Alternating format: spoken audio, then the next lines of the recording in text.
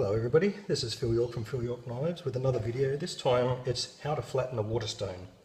So the first question I suppose is, why do you flatten a waterstone?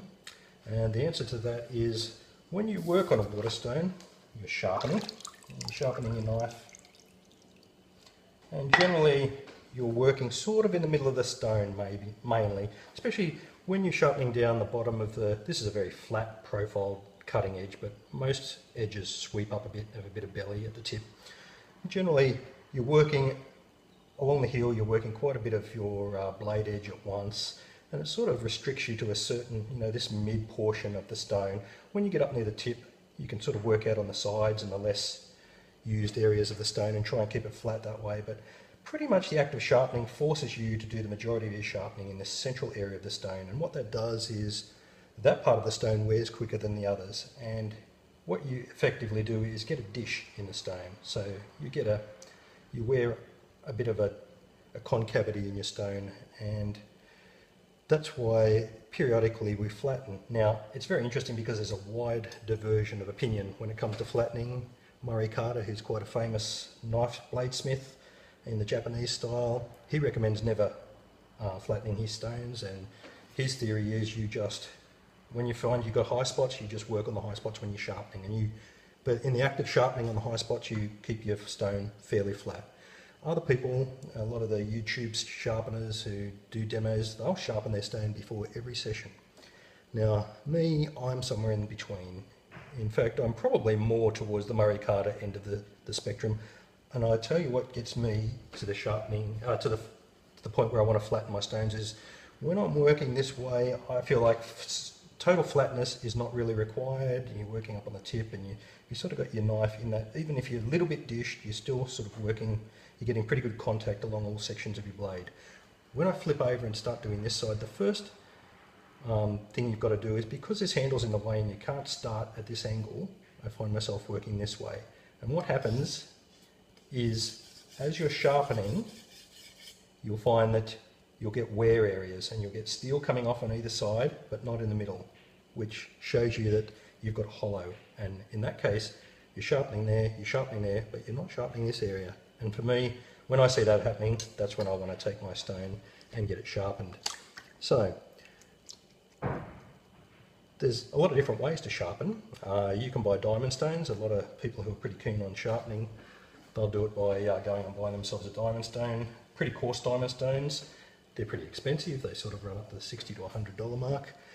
Or you can buy specialised flattening stones.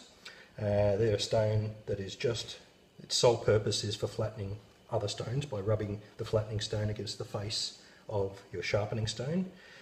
For me, now different stones softer stones wear faster than harder stones, obviously. This is a stone that I've got on. I'm going to do a review on this later on. It's not my stone. It's a little bit softer than what I'm used to, and what I'm used to is nano-HSera stones. They're very hard, and I very rarely have to flatten those stones. So this stone,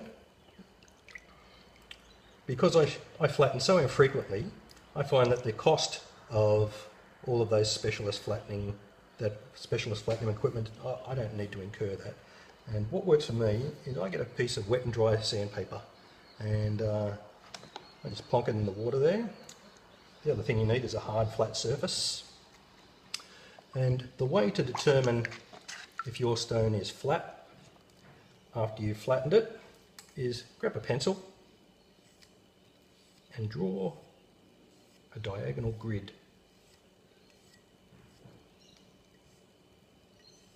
Going all the way from the edges so that the grid covers the entire surface of the stone. And what we're going to do is we're going to rub this stone on this sandpaper until all of that grid has worn off. And when we've done that, it'll be our signal to say that this stone is flat. So there's the grid. Let's start. So this is 180 grit sandpaper, wet and dry sandpaper. The grit's not that important. I've been doing a little bit of research before I did this. People use all different types of grits, and let's give this a go and see how we go here. So we're looking to get even pressure all over the stone So I'm just working a circular motion, and now I'm going to change my rotation angle. Let's have a look. Now, here we can see the high points are all wearing down. So here's a high point here, we've got a low point here, and we've got a low point here in the middle where it's dished out. So you can see at this stage where we're at. So we've got more work to do on this stone. So let's keep going. So I was just going in that motion, and then I changed to that motion. So let's turn the stone 180 degrees and work it this way. I'll move it out so I get onto some fresh grit on the stone. One of the things that we do is the stone's an abrasive and the paper's an abrasive. So as the paper is wearing the stone flat, the stone is also wearing the abrasive off the paper. So move it around to try and use up all the sharp areas. Okay, so that's where we're at the moment. So we're pretty good, just a little bit here and a little bit there, and we'll be done. You'll find that when you get the wet paper onto a smooth surface like this, you almost don't have to hold it. It gets very sort of sucked onto the surface, onto your flat surface. Okay, so the only thing we've got left now is this area here.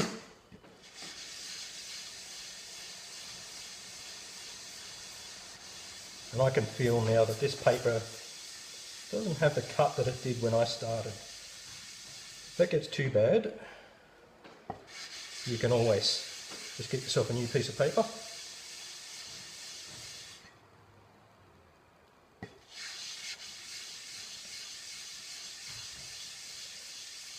We're still going here, we've still got that one last little bit.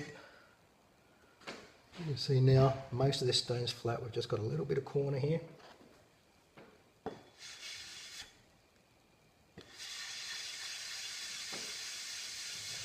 Keep working. Now I've got quite a slurry here. You can see this is all, this blue slurry is just water mixed in with the stone that's come away as we've been sharpening. I'm just going to give it a little wash.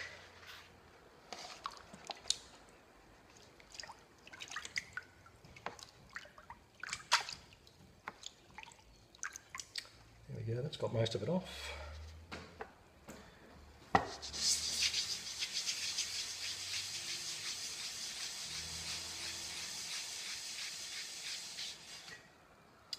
Now, there's the tiniest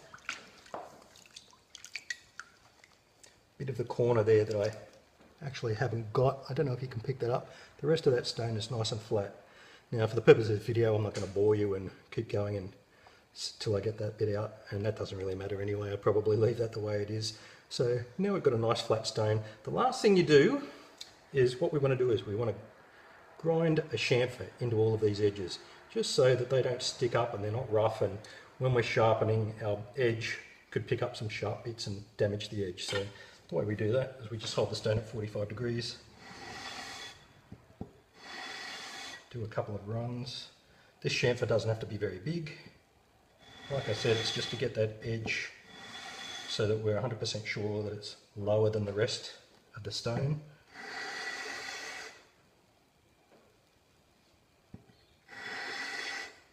And that's the job done.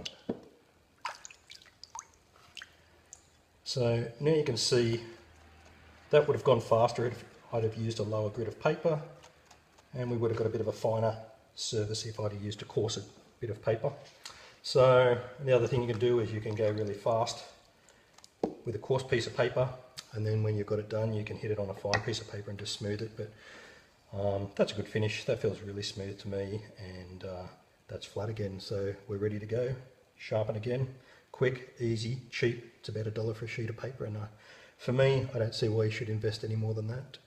Anyway, that's Phil York. I hope you found that interesting and informative, and I'll have some more videos coming up soon, so hit like or subscribe, and I'll talk to you later.